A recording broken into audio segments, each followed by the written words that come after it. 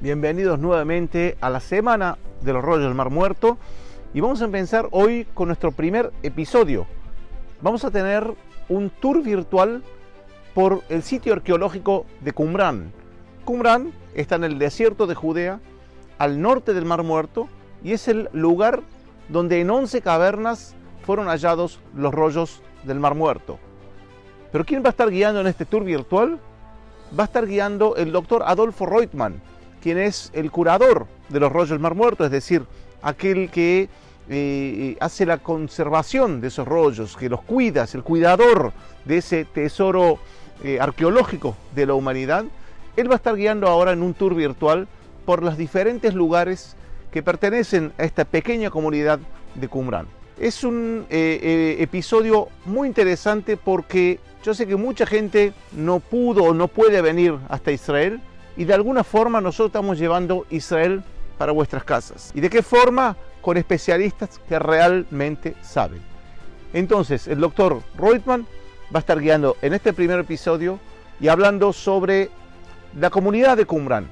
Si eran los esenios o no, qué tipo de vida llevaban, qué comían, cómo vivían, qué testimonios tenemos sobre la vida de ellos, cómo eran los edificios donde ellos trabajaban o residían en esos casi 200 años de vida de esta comunidad en Qumran. ¿Qué es lo que pensaban?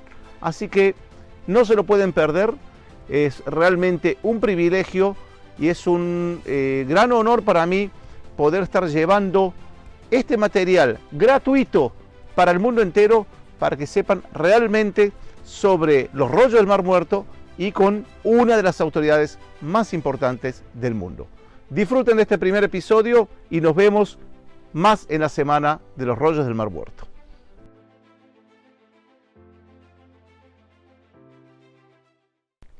Buen día. Estamos aquí en Qumran, uno de los sitios arqueológicos más famosos de Israel a nivel mundial. Y obviamente la fama de Qumran se debe a que en esta región se encontraron los mundialmente famosos rollos del Mar Muerto. Esos documentos judíos que fueron hallados entre 1947 y 1956 en 11 cuevas próximos a Qumran. Qumran se encuentra localizado a unos 40 kilómetros al este de Jerusalén, precisamente en la costa noroccidental del Mar Muerto. Aquí nosotros estamos muy próximos al Mar Muerto, aproximadamente a 1,5 kilómetros. Y este lugar es uno de los grandes misterios de la arqueología de la tierra de Israel. ¿Quiénes vivieron en Qumran? ¿Qué funciones cumplió este lugar? ¿Para qué existía este lugar? ¿Y qué propósitos tuvo para la gente que vivió aquí? Nosotros vamos a tratar hoy de ir comentando los hallazgos arqueológicos que se llevaron a cabo en este lugar y de esta manera tratar por lo menos de explorar juntos algunos de estos temas que han encendido la imaginación de decenas de miles de personas en todo el mundo que se interesan en la arqueología de la tierra de Israel y específicamente en el tema de los rollos del Mar Muerto. Primero vamos a comenzar con el nombre, Qumran. Este nombre Qumran, que se ha transformado ya casi en una palabra mágica para los amantes de la arqueología, en realidad es un nombre moderno con muy poca historia. Recién aparece testimoniado en los libros de viajeros que para la segunda mitad del siglo XIX llegan a Tierra Santa, a la tierra de Israel, y oyen de los lugareños el nombre del lugar, Qumran, pero ese no era el nombre antiguo. ¿Cómo era el nombre? No lo sabemos. Algunos sugirieron que probablemente sea una referencia a este lugar, cuando en el libro de Josué se habla de la ciudad de la sal, Ir Amelach, o incluso, más específicamente, el nombre Sejaja, que aparece también en ese capítulo 15 de Josué, y específicamente este nombre aparece mencionado en uno de los rollos del Mar Muerto, el rollo del cobre. E incluso en uno de los documentos de la época de la revuelta de Bar Kokhba, allí en la primera mitad del siglo II de nuestra era, aparece un lugar mencionado Matzat HaHasidim, es decir, la fortaleza de los piadosos, que algunos creen que probablemente hacía referencia a este lugar. Qumran tiene una historia relativamente larga. Cuando se llevan a cabo las excavaciones arqueológicas en la década del 50 del siglo pasado, comandados por el famosísimo biblista, el padre Roland de Vaux, el director de la Escuela Bíblica de Arqueología Francesa, que todavía existe en el este de Jerusalén, junto con Harding, que en esos años dirigía los destinos del Departamento de Antigüedades de Jordania. Ellos encontraron testimonios arqueológicos aquí en Qumran de finales de la época de hierro, lo que se llama generalmente la época bíblica, y más específicamente de los siglos VIII, VII antes de la era común. Y para el caso lo que encontraron son algunos restos de cerámica, restos de algunas paredes de las habitaciones e incluso también el resto de esa alberca circular que probablemente servía como estanque para la acumulación de agua. Y en este caso, los estudiosos vincularon esos testimonios arqueológicos con el testimonio que tenemos en el segundo libro de Crónicas, capítulo 26, versículo 10, que haciendo referencia a la época del rey Josías, rey de Judea, el texto dice así: construyó también torres en el desierto y excavó muchas cisternas. Y algunos creen que realmente Qumran debe haber formado parte de ese sistema de defensa que habían construido en la época del rey Josías para precisamente proteger este área del Mar Muerto, para evitar la entrada de beduinos que venían desde el este, obviamente con el propósito de proteger no solamente el área del desierto de Judea, sino también la llegada a Jerusalén.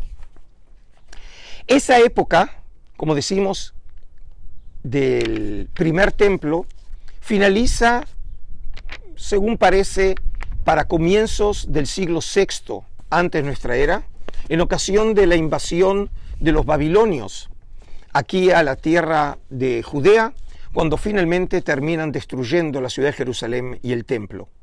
Y es en época entonces de los babilonios que este lugar queda destruido y deshabitado por aproximadamente unos 500 años. Y aquí entonces, cuando estamos llegando ya para la época de finales del siglo II antes de nuestra era, e incluso algunos que creen comienzos del siglo I antes de nuestra era, es cuando comienza la repoblación de este lugar que hoy nosotros llamamos Qumran. Cuando los visitantes llegan a Qumran, en realidad, obviamente, lo que ven es el resultado de las excavaciones arqueológicas, que lo que hicieron es poner al descubierto cómo se encontraba Qumran al final de su desarrollo, antes de su destrucción, que para el caso todos coinciden que Qumran fue destruido para alrededor entre los años 66 y 68 de nuestra era. Algunos creen, como lo creía de Vaux, que este lugar fue destruido por los romanos cuando, a los efectos de abortar la revuelta que había comenzado contra Roma en el año 66, Vespasiano había llegado con su ejército descendiendo desde el norte, muy cerca aquí de Jericó, a unos 12 kilómetros al norte de Qumran, Y sabemos entonces que los romanos comienzan a destruir todo foco de rebeldía en la región y probablemente Qumrán haya sido uno de ellos. Y llegan a Qumrán porque este era un paso obligado para luego comenzar el ascenso hacia Jerusalén. Otra posibilidad es que el lugar no fue destruido por los romanos, sino en realidad fue tomado y destruido por los rebeldes judíos, que sabíamos y conocemos que ellos tomaban distintos lugares en la zona de la cuenca del Mar Muerto, y probablemente también rebeldes judíos tomaron Qumrán, y probablemente esa fue la razón por la cual también atacaron los romanos. Sea cual fuera el caso, hay un consenso entre los investigadores que Qumrán queda destruido para el año 68 de nuestra era. Y luego hay una fase que se acostumbra a llamar la fase número 3, en la cual fue ocupada por fuerzas romanas entre el año 68 y el año 73 de nuestra era.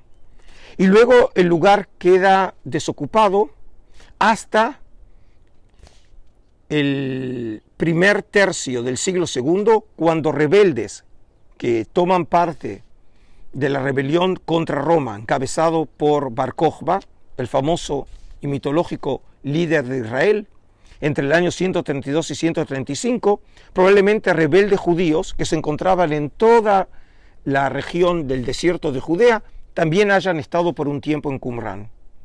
Y desde entonces Qumrán permaneció desocupado por miles de años, hasta que fue excavado en la década del 50, y como resultado de esas excavaciones, Deveau llega a la conclusión que en este lugar vivió una comunidad de carácter religioso. Y la manera en que Deveau analiza este lugar es la siguiente. Nosotros en estos momentos estamos parados sobre la torre que se encuentra precisamente a la entrada del norte del edificio. Y cuando uno entraba a Qumrán, claramente podía ver que hay una división de los edificios en dos secciones, la sección occidental y la sección oriental. La sección occidental, que es probablemente la primera que se desarrolla en la época de repoblamiento de Qumrán, se hace precisamente muy próxima a la antigua alberca circular de la época bíblica. Y este lugar, a juicio de Deveau y de los arqueólogos que desde entonces han trabajado en Qumrán, concluye que en este lugar era el lugar de actividades que tenían que ver con las industrias que había en Qumrán, como probablemente se puede ver, hay restos del horno, y hay dos hornos de alfarería aquí en Qumrán. Un poco más al sur, las caballerizas. Probablemente aquí había otras habitaciones donde se llevaba a cabo otro tipo de industrias. Esta era la parte, como podemos llamar, industrial de Qumrán. Mientras que las habitaciones que servían para la vida comunitaria de este grupo, que en unos minutos más vamos a empezar a desarrollar, estaba precisamente ubicado en las habitaciones en la parte oriental del edificio.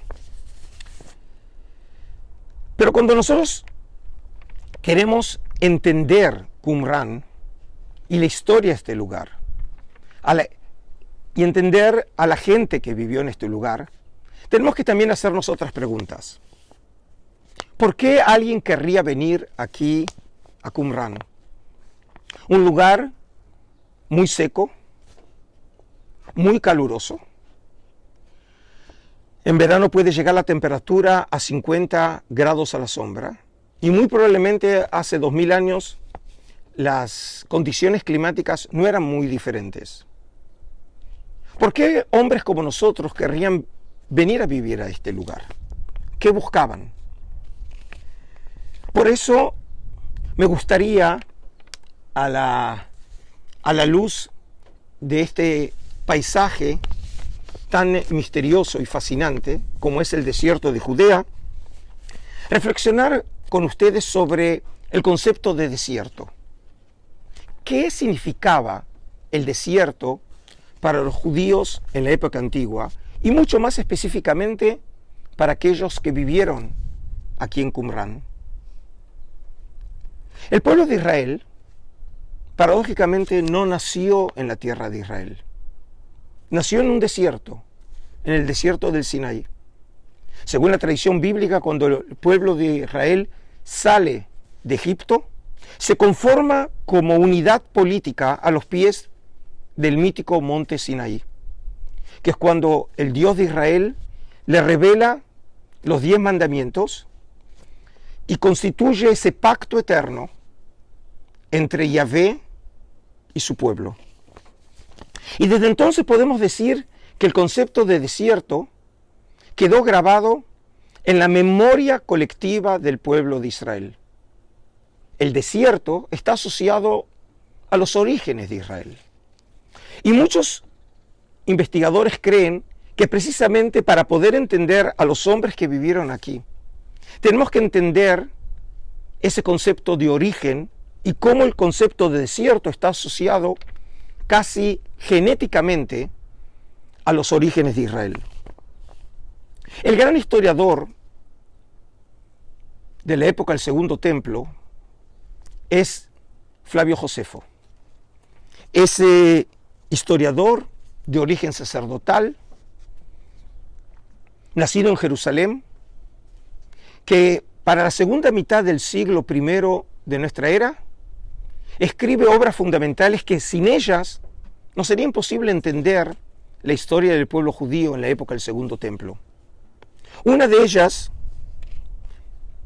se llamaba Antigüedades Judías. Y en esa obra, Josefo habla de movimientos que tenían por propósito llevar al pueblo al desierto. En una de esas fuentes, en el libro 20 de Antigüedades Judías, así escribe Josefo: los impostores y los hombres falaces persuadían a la multitud que los siguieran al desierto. Decían que allí les mostrarían signos y señales que solo pueden producirse por obra y providencia de Dios. Es decir, estas personas que Josefo los llama impostores y profetas falsos, eran líderes carismáticos que buscaban la salvación, buscaban los prodigios de Dios. Y la paradoja es que no buscaban a Dios en Jerusalén, en donde estaba el templo de Jerusalén, sino precisamente todo lo contrario. Lo buscaban en el desierto. Y muy probablemente en esta región donde nosotros estamos, el norte del Mar Muerto, tan próxima a Jerusalén. Es en este contexto en donde hombres buscaban los orígenes auténticos de Israel en el desierto y no en Jerusalén. Es en ese contexto que también probablemente tengamos que buscar los orígenes de los hombres que llegaron aquí al lugar que hoy se llama Qumrán. Algunos creen que eso ya sucedió para finales del siglo II antes de nuestra era. Algunos creen incluso a comienzos del siglo I de nuestra era.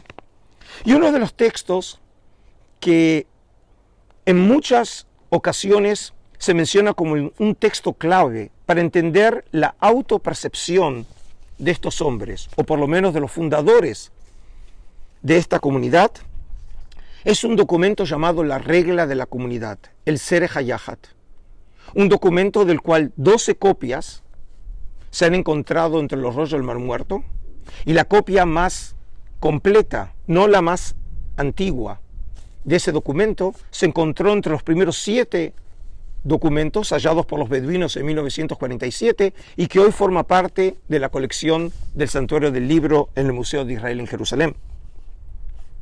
Y en ese documento, en la columna 8, hay una sección que probablemente nos pueda servir en algo para entender la autopercepción de estas personas. Y así dice el documento. Y cuando estos existan como comunidad en Israel, según estas disposiciones, se separarán de en medio de la residencia de los hombres de iniquidad, probablemente una referencia velada a Jerusalén, para marchar al desierto, para abrir allí el camino de aquel. Y aquel, en este contexto, obviamente, es el Dios de Israel, Yahvé. Como está escrito, es decir, como es propio de los judíos siempre utilizar un texto prueba para legitimizar una acción, un pensamiento, y en este caso, específicamente, el texto menciona Isaías, el gran profeta de Israel, sobre el cual a continuación hablaremos cuán importante era Isaías para estos hombres y en general para el judaísmo, el segundo templo. Y ellos citan el capítulo 40, versículo 3, que dice: en el desierto preparad el camino de Yahvé, enderezad en la estepa una calzada para nuestro Dios. En el desierto, esa es la palabra clave. En el desierto es donde comenzará la salvación. Y probablemente por eso ellos estaban aquí. Porque ellos renegaban de la aristocracia de Jerusalén, del templo, de la corrupción, tanto sea moral como ritual, y buscaban una alternativa religiosa. Y esa alternativa precisamente la buscaban aquí, en el desierto, un lugar que está asociado a los orígenes de Israel, asociado al concepto de pureza, a un lugar que todavía no ha sido manchado por los hombres, sino todavía guarda la prístina pureza desde la creación. Y no es casualidad que un personaje central en la historia del cristianismo, y sin duda uno de los prohombres en la historia religiosa de Occidente, Juan el Bautista, también cuando los evangelios hablan de Juan el Bautista, Juan también predica su mensaje de salvación en el desierto. En el Evangelio de Mateo, en el capítulo 3, así dicen los evangelios: por aquellos días se presenta Juan el Bautista proclamando en el desierto de Judea: conviértanse porque ha llegado el reino de los cielos. Es decir, al igual que los hombres que vivían en Qumrán, sentían que el fin estaba próximo, que la era escatológica, el final de los tiempos, ya estaba aquí. Quedaba muy poco tiempo para el juicio final. Y por eso Juan predica su mensaje de salvación en el desierto de Judea, y según la tradición que la conocemos de la época bizantina, no muy lejos de aquí, al norte del Mar Muerto, en Wadi Harar, en lo que hoy es Jordania, pero otra vez es en esta misma región, el norte del Mar Muerto, en donde esperaban precisamente la aparición divina. Y también en el caso de Juan el Bautista, nuevamente hace referencia a Isaías. Y oh casualidad, el mismo texto, capítulo 40, versículo 3, este es de quien habló el profeta Isaías cuando dice: voz de que él clama en el desierto, preparen el camino del Señor, enderecen sus sendas. Probablemente los qumranitas, esos hombres que vivieron hace 2000 años, se establecieron aquí esperando que la salvación nacería desde el norte del Mar Muerto.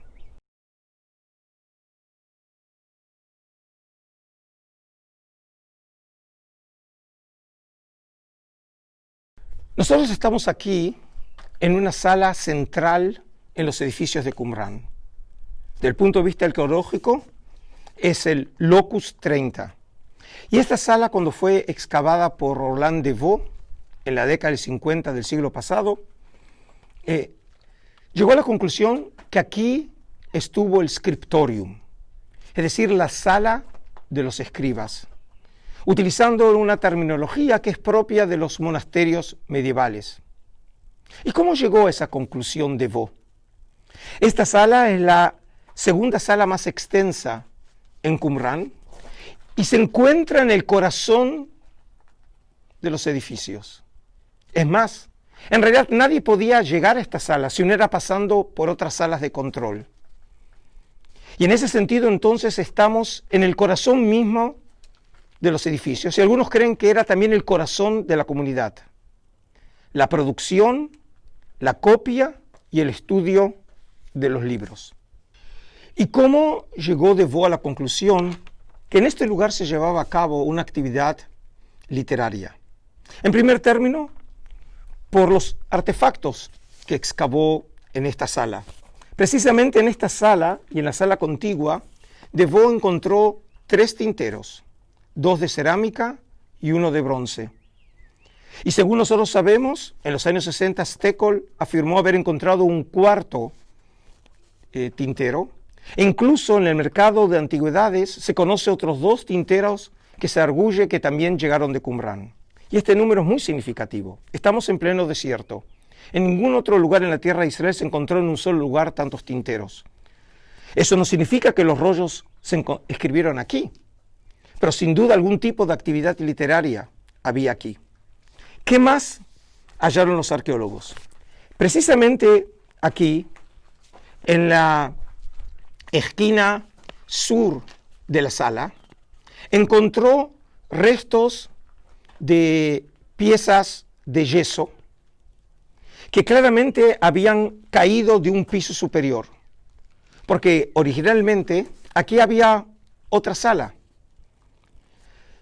En unos momentos más van a ver restos de la escalera que comunicaba precisamente con el piso superior.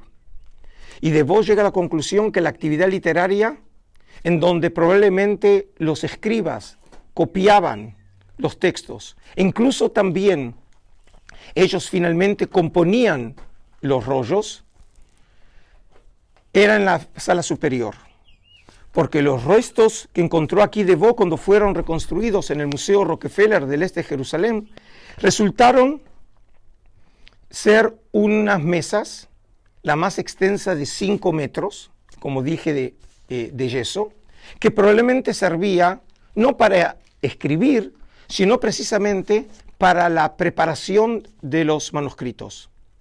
Porque en Qumrán tenemos manuscritos muy extensos. Por ejemplo, uno de los más extensos es el famosísimo rollo de Isaías, una copia completa del libro del gran profeta de Israel. Y ese documento, que formaba parte de esos primeros 7 manuscritos hallados por los beduinos en 1947 en la cueva número 1, tiene una extensión de 7 metros 34 centímetros.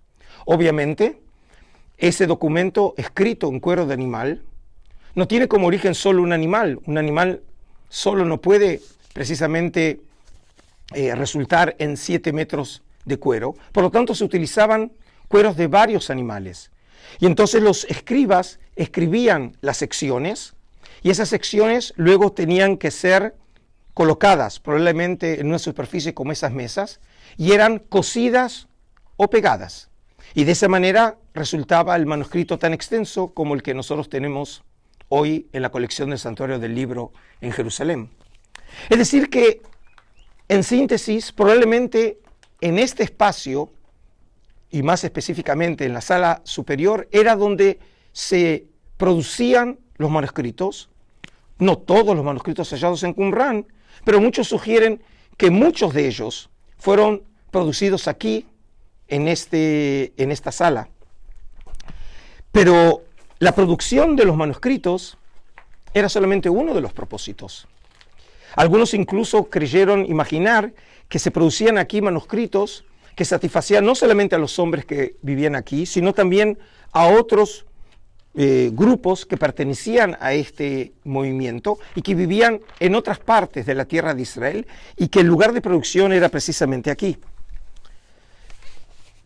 Pero la producción era solamente uno de los objetivos de este lugar.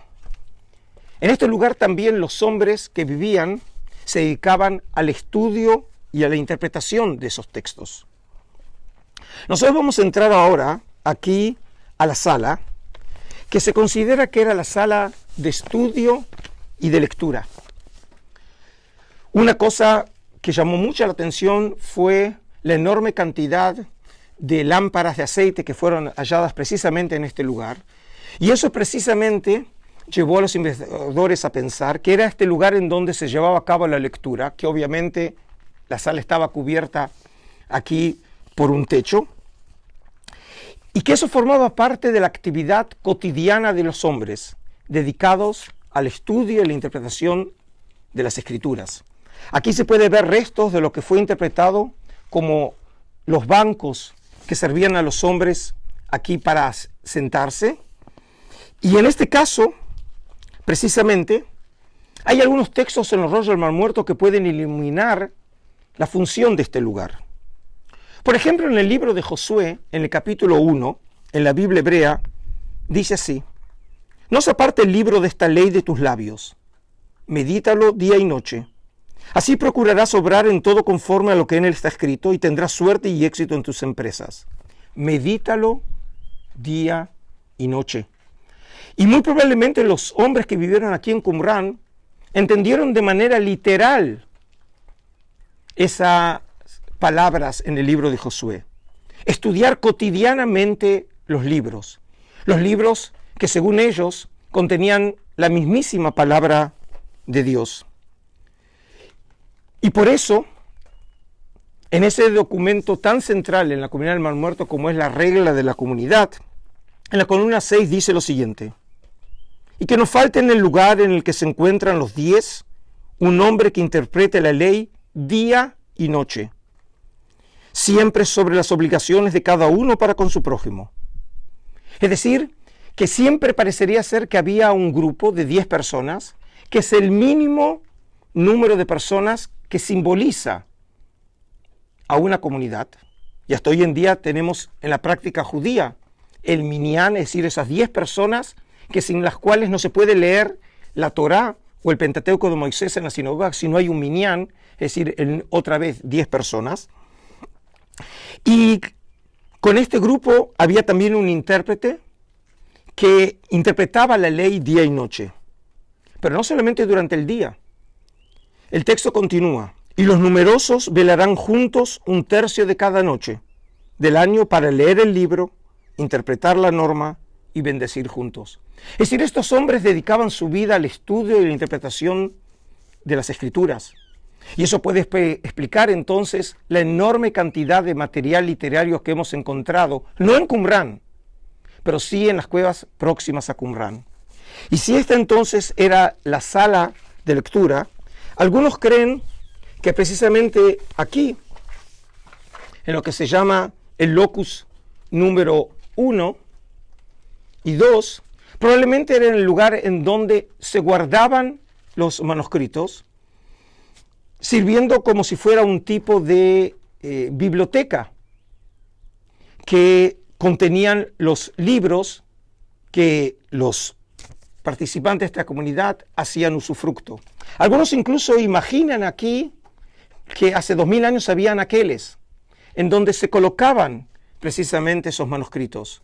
Y Debo entonces considera que en estas dos salas era precisamente el lugar en donde los manuscritos estaban guardados para beneficio de todos los hombres de la comunidad. Y uno de los grandes temas que desde el mismo descubrimiento de Qumrán se hacen era quiénes vivieron aquí. Y es muy común oír que probablemente eran una comunidad de esenios. Ese tema obviamente ha sido muy discutido por los investigadores y distintas teorías fueron sugeridas. Algunos creyeron que vivieron aquí saduceos, fariseos, celotes. Es decir, trataron de ascribir este grupo a algunos de los grupos que conocemos del judaísmo del Segundo Templo. Pero sin embargo, desde la misma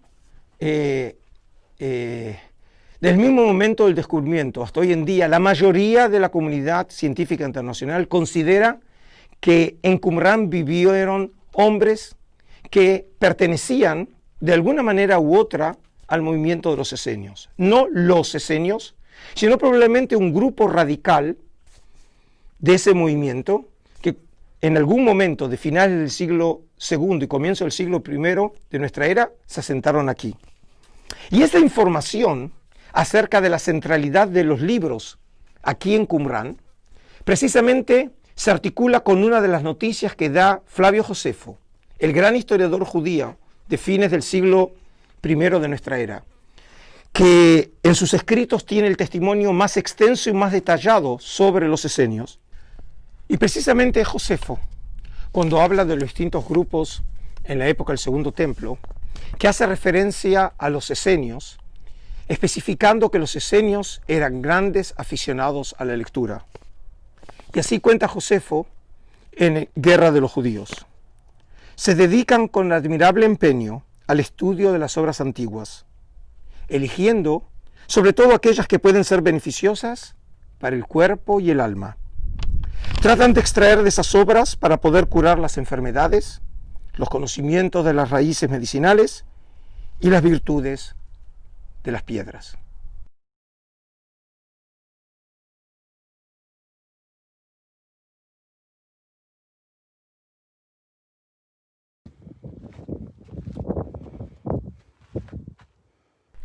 Josefo, en su libro Guerras Judías, describe el día de los esenios. Y dice que cuando comenzaba el día, lo primero que hacían estos piadosos era rezarle a Dios. Y lo hacían dirigiendo sus oraciones al sol. Aquí en Qumrán, obviamente, si así ellos también lo hacían, los esenios que vivían aquí, significa que dirigían sus rostros hacia el este, donde precisamente el sol nace, y le daban sus espaldas a Jerusalén.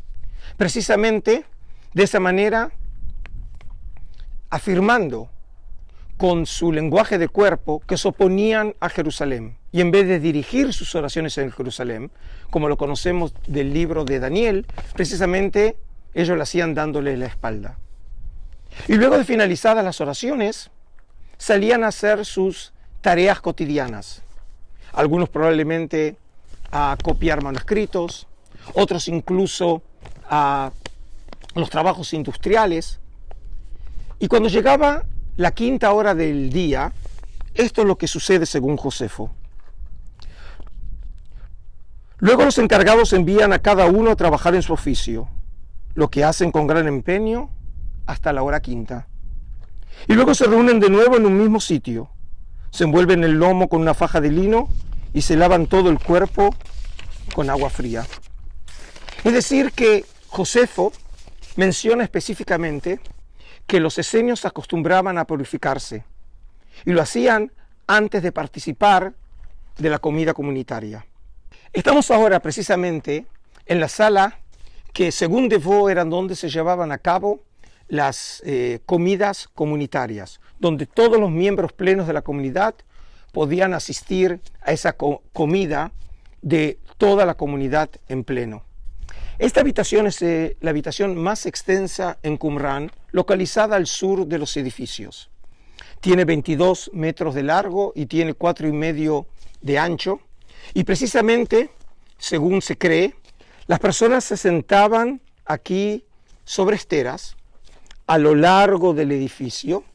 Y entonces, en ese sentido, probablemente había unas 4 hileras por las cuales los qumranitas podían también distribuir la comida.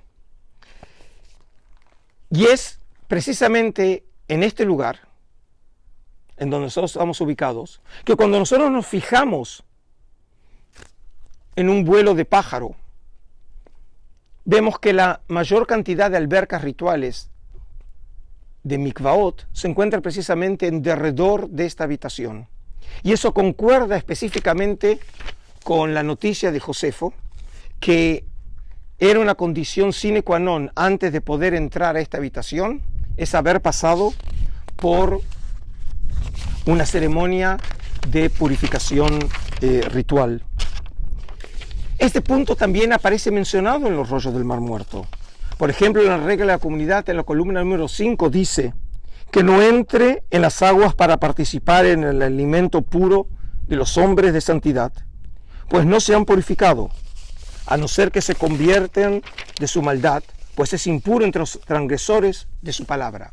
En otras palabras, los qumranitas imaginaban que la persona que participaba acá tenía que hacerlo en un estado de pureza total.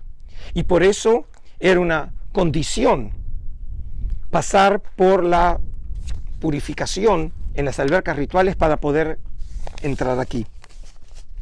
Y luego, ¿qué sucedía aquí? Aquí tenemos precisamente en una descripción muy detallada la manera en que Josefo describe lo que probablemente, según muchos de los investigadores, sucedía aquí, en esta habitación. Así dice Josefo: después de esta purificación se congregan en una sala particular donde no puede entrar ninguna persona profana, ni ellos mismos pueden penetrar en ese comedor sin estar puros, como si fuera un recinto sagrado. Se sientan sin hacer ruido, y el panadero sirve a cada uno un pan y el cocinero un plato con una sola comida. El sacerdote pronuncia una oración antes de comer, y nadie puede probar bocado antes de que haya concluida la oración. Y después de la comida el sacerdote repite el rezo. Todos dan gracias a Dios, dispensador del alimento que hace vivir al principio y al final de la comida. Luego se quitan las ropas de la comida, como si fueran vestiduras sagradas, y vuelven a sus trabajos hasta la noche. Regresan entonces a su local común y cenan de la misma manera. Esta vez con sus huéspedes, se han encontrado alguno en el camino. Y luego agrega Josefo: ni gritos ni tumultos perturban la casa. Cada cual habla por turno. A los que pasan delante de ella, el silencio que reina en el interior de la casa les parece como si en ella se estuviera celebrando algún terrible misterio. Es decir, que esta habitación, la más extensa de Qumrán, llamada por los arqueólogos el Locus 77, era probablemente la habitación en donde se llevaba a cabo la ceremonia tal vez más importante para la comunidad, que era la comida comunitaria, que algunos creen incluso que de alguna manera reemplazaba la práctica del sacrificio en Jerusalén. Y otro argumento que sirve para identificar esta sala como la sala del comedor es precisamente en esta habitación que cuando lo excava Devaux estaba subdividida en pequeñas salas, porque en esta habitación se encontraron aproximadamente unas 1.200 piezas de cerámica, platos, vasos, cuencos, que precisamente servían probablemente para aquellos que los utilizaban aquí en el comedor comunitario. No hay ningún otro sitio en la tierra de Israel en donde se hayan encontrado semejante cantidad de cerámica, que era probablemente la vajilla de esta comunidad. Y en este sentido, entonces, en este lugar, era el lugar no solamente de comida, sino incluso probablemente también de estudio. Algunos, por ejemplo, sugieren que esta plataforma puede haber servido por ahí para el maestro o el guía espiritual de la comunidad, que probablemente desde aquí impartía sus enseñanzas. Y entonces, en este lugar, era donde se llevaban a cabo esas comidas probablemente con un sentido sacro, que lo que hacían era reemplazar la actividad sacrificial en el templo de Jerusalén. Y en este sentido, entonces, podemos decir que en este lugar se resume la originalidad de esta comunidad.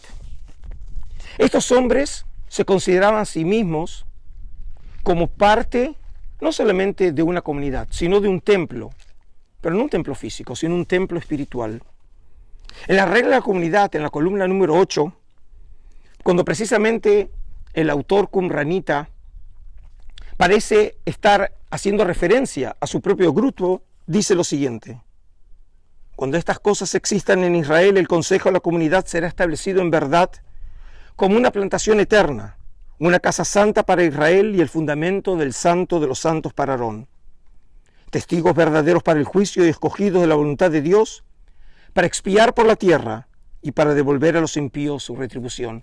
Es decir, que la comunidad se asume como un templo y por lo tanto también aquellos que participan de esta comunidad pueden obtener el perdón, que para el resto de judíos solamente se podía obtener por medio de los sacrificios en el Templo de Jerusalén, y para los miembros de la comunidad, la pertenencia misma a esta comunidad y la vida dedicada y entregada a Dios en un estado de pureza ritual era lo que precisamente los convertía en ese grupo de avanzada de la salvación escatológica.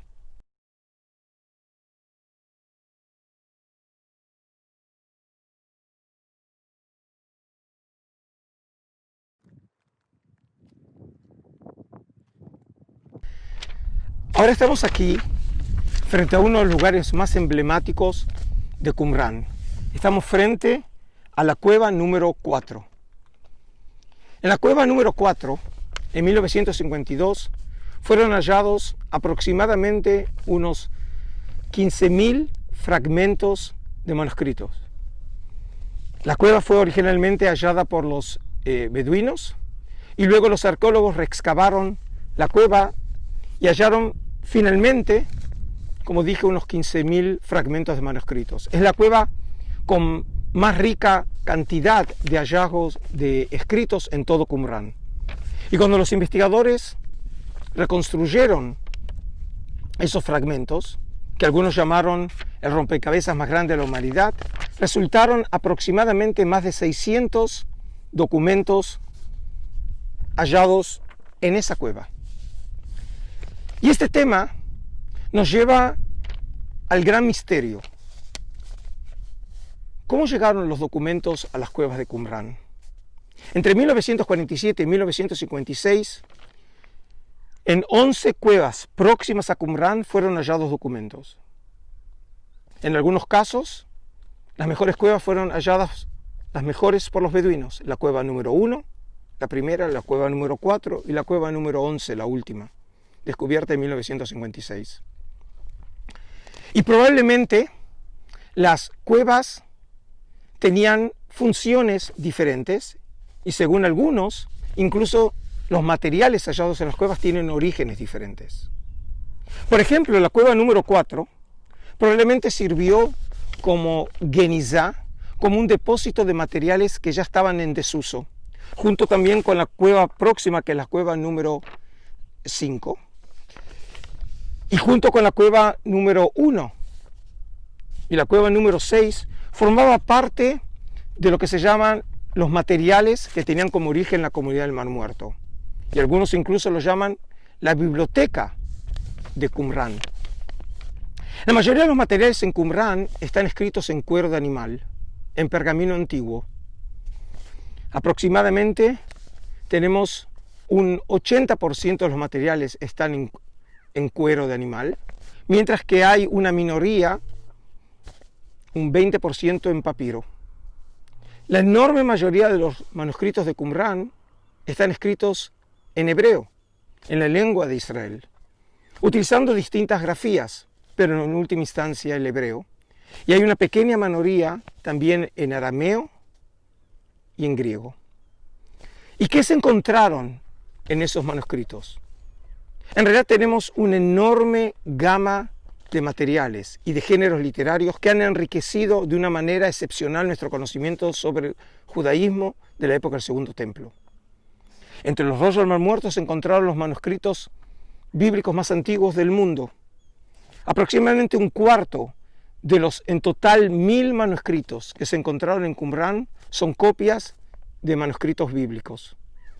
Y tenemos copias de todos los libros de la Biblia hebrea, a excepción del libro de Esther y de Nehemías. Y en algunos casos también tenemos muchas copias de un mismo libro, como es el caso del libro de Salmos, tenemos unas 36 copias. Del libro de Deuteronomio, el quinto libro del Pentateuco de Moisés, tenemos 30 copias. Y de Isaías tenemos 21 copias. Y es precisamente este dato, estos 3 libros que son tan populares en Qumrán, que también, por cierto, son los más populares en el Nuevo Testamento: Salmos, Deuteronomio e Isaías. Pero hay otras cuevas. Por ejemplo, al final de esta meseta están las cuevas 7 a 10. Y por ejemplo, en la cueva 7 se encontraron solamente restos de materiales en griego, solamente en griego. O por ejemplo, tenemos todavía 3 cuevas que están más alejadas aquí del edificio, hacia el norte de Qumrán, la cueva número 2 y finalmente las cuevas 11 y 3, que probablemente tengan otro origen, no precisamente la biblioteca de Qumrán, sino algunos sugieren que son materiales que fueron traídos por otros grupos, probablemente grupos sacerdotales y algunos laicos que huyeron de Jerusalén, y en esa huida de Jerusalén trajeron también algunas de sus obras y las colocaron precisamente en cuevas próximas a Qumrán. Es decir, en última instancia, para muchos de los investigadores, Qumrán no es solamente la llave para entender el pensamiento, la práctica, las creencias, la sociología de los hombres de Qumrán, sino que en las inmediaciones de Qumrán se hallaron también testimonio del pensamiento y de la interpretación de las escrituras de otros grupos judíos de la época del Segundo Templo, y en ese sentido Qumrán es una llave para entender el judaísmo de la época de Jesús.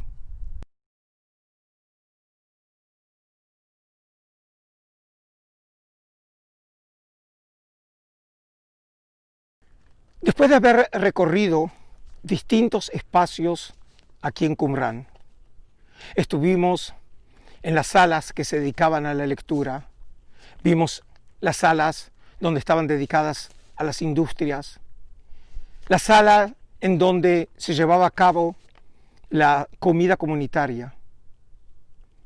Como es parte de la vida, los hombres no solamente vivían en Qumrán, sino que también muchos de ellos morían en Qumrán.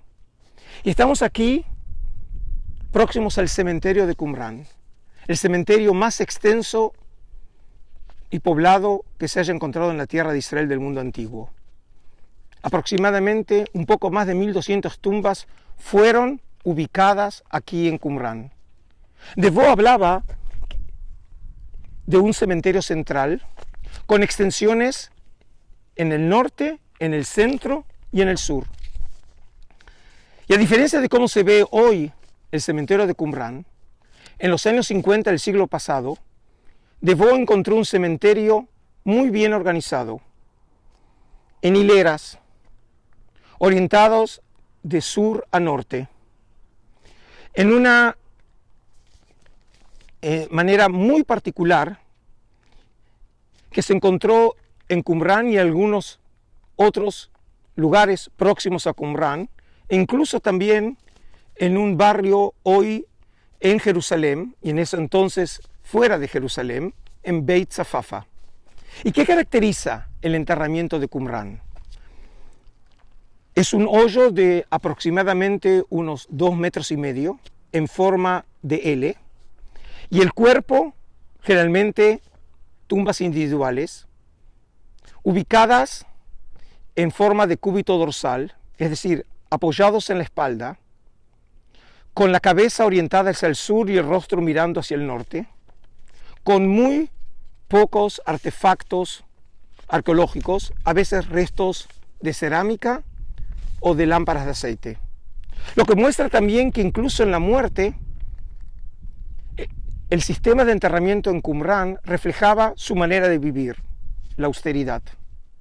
Y hasta tal punto era diferente a la manera en que los judíos en Jerusalén enterraban a sus muertos, en tumbas familiares, que la llamaron esta técnica de enterramiento esenia qumranita. Después de muchos años, los investigadores localizaron otro cementerio muy similar a este en Qumrán, en Jordania.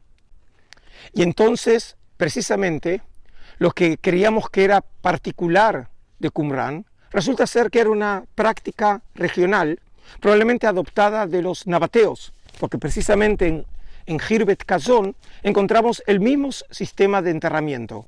Esas tumbas con foso de más o menos unos 2 metros de profundidad, y los cuerpos estaban luego cubiertos por lajas de piedra.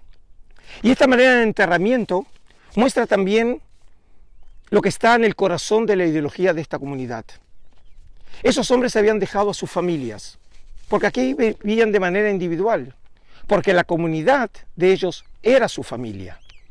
Y en ese caso entonces, cuando fueron enterrados aquí, estos hombres eran enterrados con otros miembros de la comunidad, esperando la salvación, esperando los tiempos escatológicos. Y por eso, si queremos recuperar esa dimensión humana que se encuentra detrás de estos hallazgos arqueológicos, creo que viene a cuento traer uno de los textos que en su momento causó un gran revuelo entre los investigadores, el 4Q521, o llamado también el 4Q sobre la resurrección. Porque cuando este texto habla de lo que habrá de pasar en los tiempos escatológicos, en la época de salvación, así dice este texto de Qumran.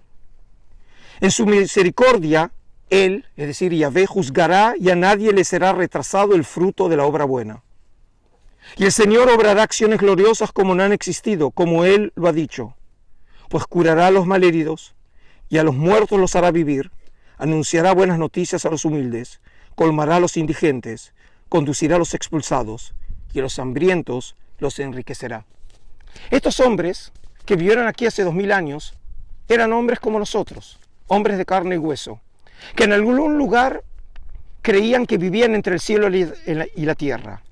Vivían entre los hombres, pero en realidad querían compartir su vida con ángeles, con seres celestiales, viviendo en una atmósfera de pureza y espiritualidad, esperando los días del Mesías, esperando la salvación, esperando encontrar en ese futuro el verdadero sentido de la existencia. ¿Les gustó este mini documental con el doctor Adolfo Reutemann? ¿Verdad que ha sido interesante? Yo no sé en qué medida ustedes han estudiado el tema, conocen del tema, pero de una cosa pueden estar seguros, es que recibieron información de primerísima fuente. Ya vieron, el doctor Adolfo Reutemann es la persona que guarda ese tesoro que fue encontrado aquí, en estas cavernas, total de 11 cavernas, y eso me lleva también a querer invitarlos también a que no se pierdan nuestro segundo episodio. Nuestro segundo episodio va a hablar sobre la caverna número 12. Adolfo habló de las 11 cavernas encontradas entre los años 47 y 56. Estaremos en el próximo episodio hablando con el doctor Oren Gutfeld, quien fue el arqueólogo que en el 2017 descubrió la caverna número 12. No se lo pueden perder. Y espero también que después de haber visto este episodio con el doctor Reutemann, tengan preguntas, comentarios, cuestionamientos, dudas. Y están muy invitados aquí abajo, en el área de comentarios, a escribirnos sus ideas, sus sensaciones. Siempre es bueno estar interactuando con ustedes allá donde estén, en Latinoamérica, en Europa, en Estados Unidos, Canadá, Australia, tenemos gente. Así que, por favor, escríbanos, comenten, pregunten, que nosotros estaremos siempre a disposición. Y no se pierdan el próximo episodio con el doctor Oren Gutfeld en la Universidad Hebrea de Jerusalén.